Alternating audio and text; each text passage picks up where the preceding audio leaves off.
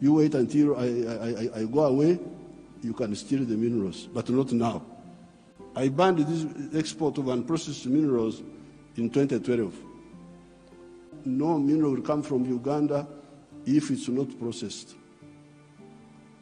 So, this IDA, what did you say about the modern slavery of the Africans, of producing raw materials?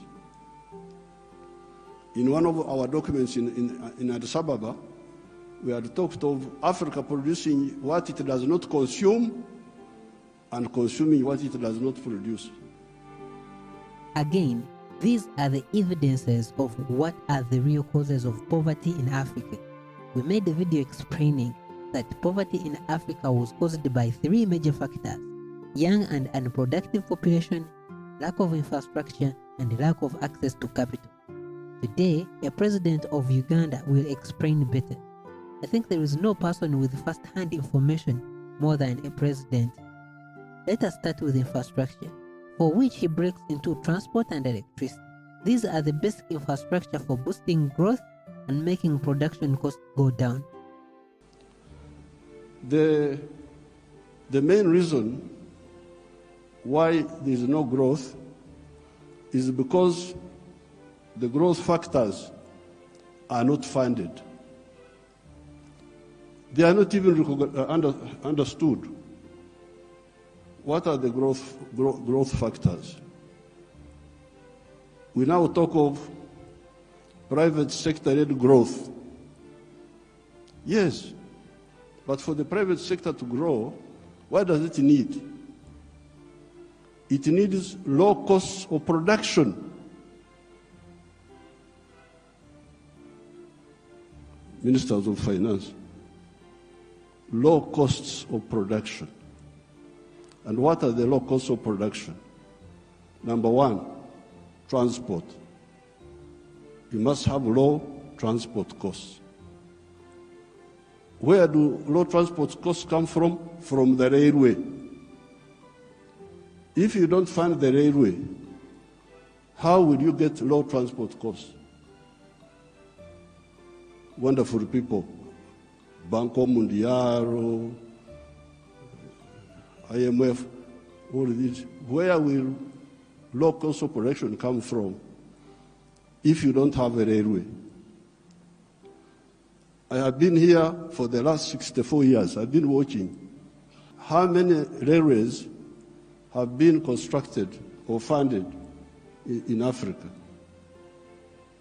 The few that have been was by China, the Tanzania Railway to Zambia, and recently China, another one here in Kenya, and then Tanzania on their own, they are building a railway line. So if you are talking of helping Africa, the railway, I don't want to be involved in any other words, no, please. The railway. Because if you fund the railway, you will have low cost of transport, and you can produce products which are cheap, which can be bought in the world. So you audit how much funding, all these billions you are talking about, how much of it has gone to the railway. Audit it. The second cost pusher is electricity. If you don't find electricity and you talk about sustainable development, what are you talking about? Private sector-led growth. Maneno tu. Electricity, we must have low-cost electricity, not exceeding 5 cents per kilowatt hour. That's what I insist on in Uganda. I'm tired of all these stories. So, the second point, Excellencies, electricity. I explained that bodies like IMF and World Bank make it hard for African countries to access capital.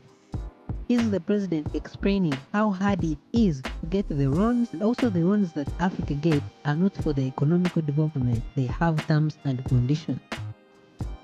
I have been trying to borrow money for our UDB, Uganda Development Bank, a bank which funds manufacturers. No, I don't get support for that.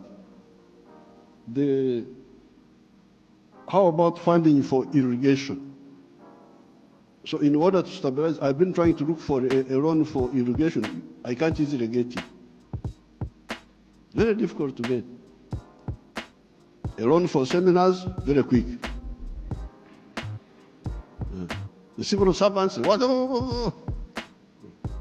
So, if you are serious, I need to hear about the low-cost funding for manufacturing. Not for stories, not for what, no, manufacturing. Uganda is a very rich country. But one of the problems we were having was that our people were outside the money economy. They were in what they call subsistence sector.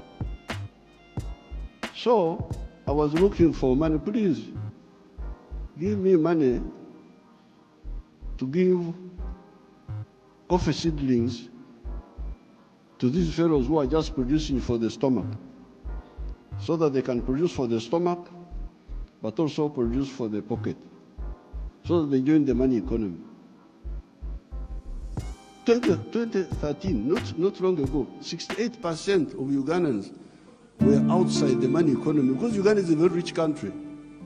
A fool can survive there. In other countries, fools die. But in Uganda, fools can thrive there.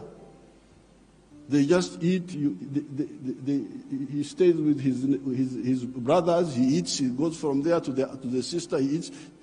He's not earning anything, but he's eating. What is the percentage of the people? So I had now to use my own money, because I couldn't borrow money from anybody. The loans are for capacity building for. So we said no. Everybody must be involved in the money economy. We couldn't get any support for that. But we funded it ourselves. Each year, we spend about $300 million of our own to make these villagers join the money economy by producing for the stomach, but also for the pocket. And from 2013, I was now told that for the first time, 61% of the people are in the money economy of the homesteads.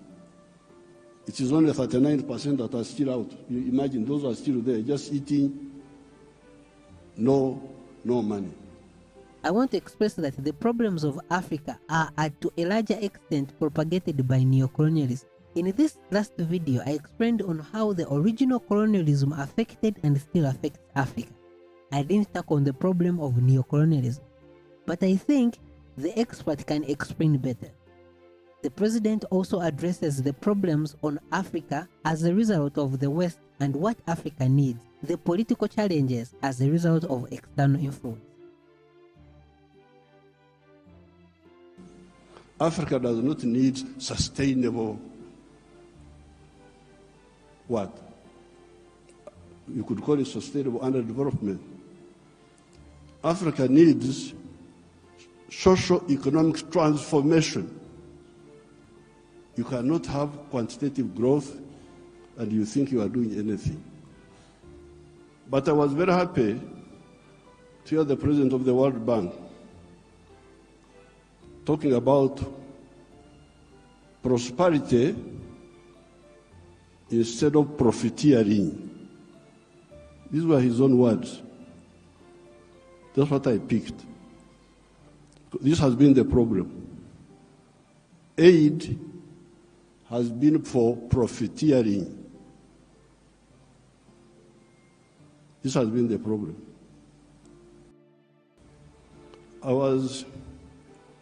The crisis which is in Africa today is because of philosophical, ideological, strategic, economic mistakes, which we have been talking about since the 1960s. This is not an accident. When you see the crisis in many of the African countries, the collapse of states, we predicted this in the 1960s. Philosophical, ideological, strategic mistakes. I don't have time to amplify each one. So, what does, first of all, my African brothers and sisters say about this hemorrhage of Africa? Hemorrhage. Echikurukuto, we call it in Uganda. This hemorrhage must stop. The crisis you see in these countries is because of stagnation of the last 60 years since independence. The population is increasing, the economies are not increasing. What do you expect? So with these few words, Your Excellencies, what do I say? Merci beaucoup. It's better to watch the video on why Africa is poor, on which we went into details explaining the 3 factors and how they affect the development and economic growth, and on how they affect Africa. Thanks. See you next.